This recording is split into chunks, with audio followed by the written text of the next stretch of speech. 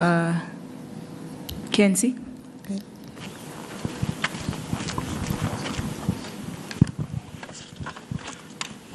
Thank you, Your Excellency. I am Kakoza Nkuriza Charles, known as KNC, from TV1. Your Excellency, it's over a year since Washington Peace Agreement. But till now, FDLR, it is a threat to Rwandan security. Of recent, we heard of new cantonment and surrendering deal for FDLR and DRC Congo. And the Congo is putting it out as a commitment to the Washington Peace Agreement. Your Excellency, does Rwanda see it as the neutralization process that was put into that agreement, or it is a political trick? Thank you, Excellency. Yeah, this problem of FDLR and other associated problems we have in the region, we have in Eastern Congo.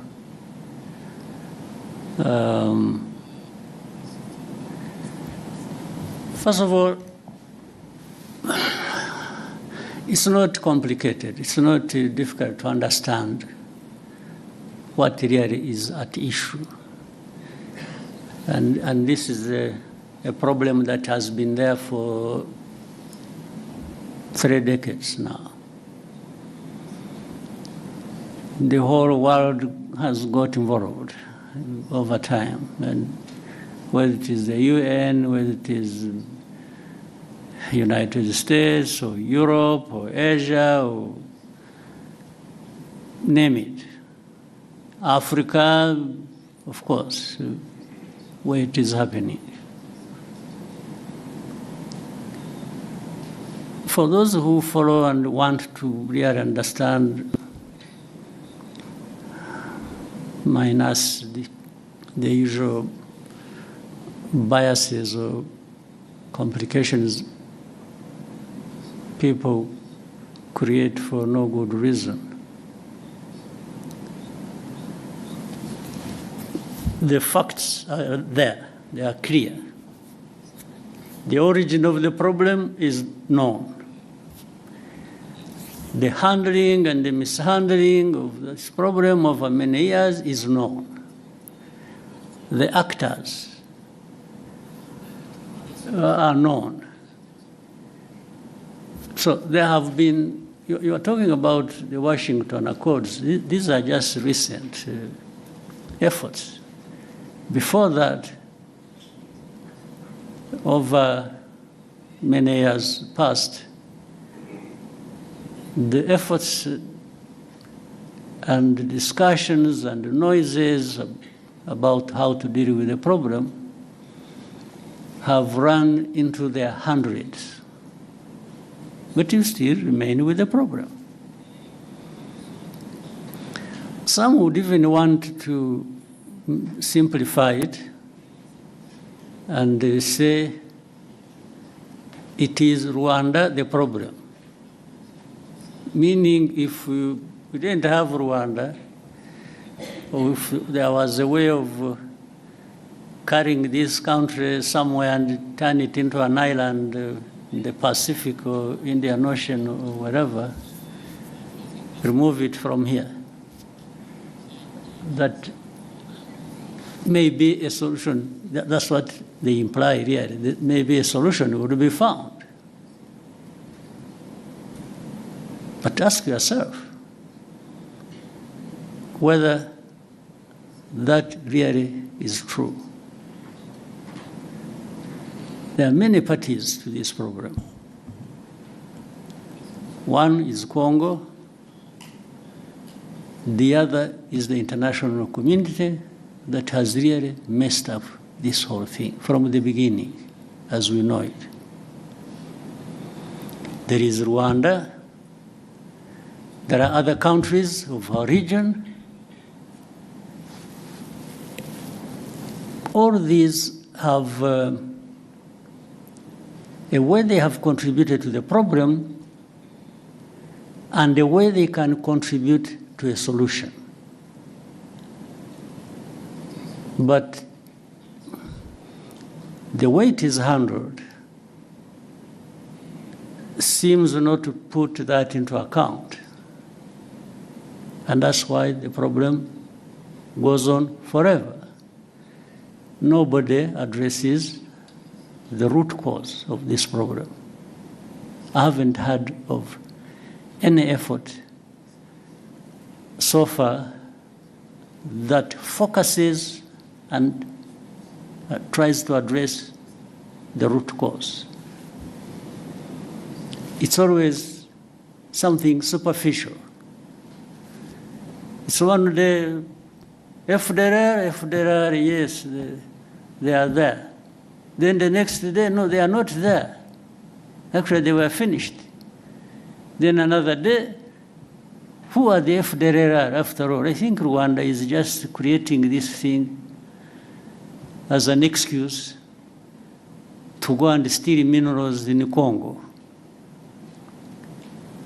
And this kind of, I don't know what to call it, the kind of argument that goes on, even with the people you thought they were really serious. I think sometimes we overrate the capacity of leaders and countries and so. When you listen to some of these arguments and the people they come from, you really wonder what you have to deal with. So no root cause addressed. Then immediately there are sanctions. sanctions. I've never understood. Sanctions, yes, they really create problems. They do. But that is all. There are problems added to the problems that were originally there. That's all. It's not anything to do with trying to address the problem. And especially if you look at the manner in which they are applied. You instead of sanctioning FDR or those who work with them or support them, they sanction those who fight them. I mean, I don't understand the logic. Then instead of saying, in Eastern Congo, there is a problem of Congolese who are involved in this conflict for their own rights, the AFC, M23, and many other groups that have been fighting there. So, what is the origin of this problem? Is it really Rwanda's case to answer? Are we the ones denying these Congolese their rights in the Congo? Are we even the ones who actually made them fight to restore their rights in the Congo? I will always come back to inform you as whether you want to keep it in mind or what. Even the origin of this conflict, as we know it, which started in, is it 2022 or what? We are now running into, is it 22? October 21, running into 22.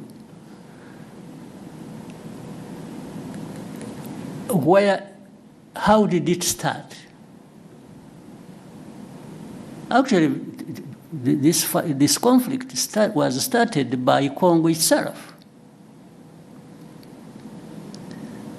working with people to have this invasion into Congo start, and the plan was always to put it on the shoulders of Rwanda. Try, without mentioning names, without anything, you people try to, as you live here, find out where did these people who are fighting originate from. Where did they come from? Did they come from Rwanda? If you find they came from Rwanda, maybe there is a reason to say, yeah, but there is something Rwanda is not saying in full. They are giving us a piece of story. Find out. So, the start of this conflict is not by Rwanda. And then Rwanda comes to own the problem, the origin of the problem. It is made to own the origin of the problem. Our Rwanda's problem has always been FDLR in Congo. I can repeat it 100 times. And if this problem of FDLR is not resolved, of course, Rwanda will always remain involved as part of this problem. I mean, there are no two ways about it. And this is something we have said for the last 30 years. So if you don't want Rwanda, if anybody keeps saying Rwanda, Rwanda, Rwanda, and doesn't want Rwanda to have anything to say in this, why don't you remove this problem and see whether Rwanda was using it as an excuse? But there is even open information. By the way, people in Kinshasa, the government and officials, they say it publicly, openly. They've said it many times over a long time. They tell you, yeah, they want to bring change in Rwanda. The people that are saying this, FDLR, yeah, we see, okay, we are going to deal with them, we are going, like you said, they are the ones saying it. They are saying they have done something about FDLR, it is because they are there. If they were not there, they wouldn't be doing anything with or against FDLR. But what we know on a regular basis, they arm them, they integrate them in their own forces, and we have evidence because we have people here, former FDLR combatants, who have been part of all those efforts. And either some of them came back home on their own or were captured in Congo, and they are telling the same story.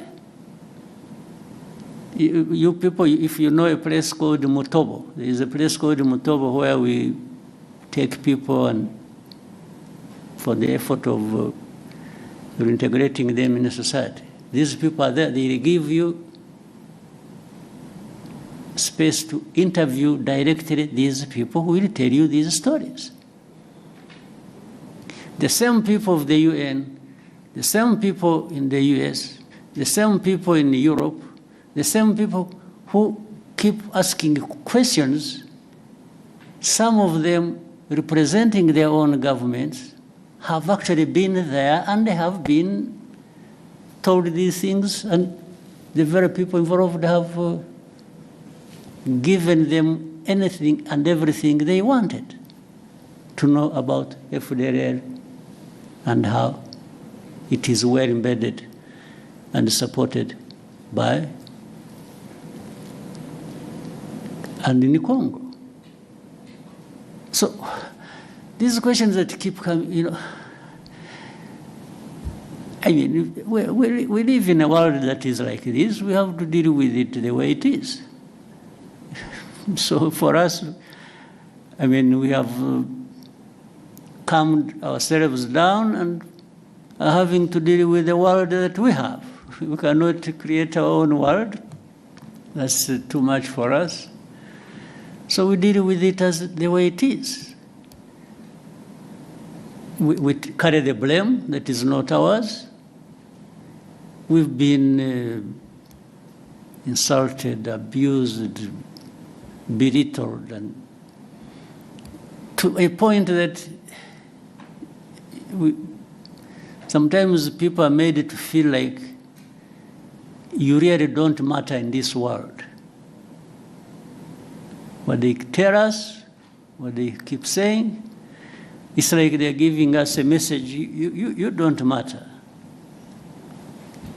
So sanctioning is just to punish you, to drive the screw hard into your back. And at that expense, they promote whoever they want to promote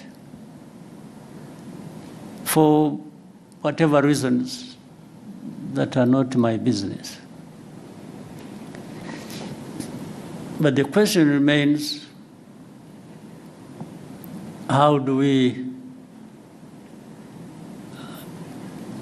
behave ourselves? One, we behave in a manner that protects us at any cost. We will do anything that contributes to that protection, day or night. There are no two ways about it. That one we will, no question. We will also try to do what is right. If we, you know, we are a country that can't afford to mess up. If you give the so many enemies we have an excuse, a chance to bring it to us, I think it will be largely our mistake. So we try to avoid that. We do what is right to protect ourselves, and we will do it without fear or favor, day or night, anytime. We are happy to do that. Actually, it's a pleasure to do the hardest task to protect ourselves. That's what it is. And the rest, what we try to do is actually, we've been trying to team up with other countries in bringing peace in different parts of our continent. And that simply underlines how much we want peace. Rwanda, we want peace. To the point that we are ready to fight for it. And that's our main thing. We want peace, and we want to work with others to have peace. So with all that I have given you, figure out what answers your question. But that's what it is. Thank you, Excellency. We'll take the next question. We'll take one from James Munyaneza.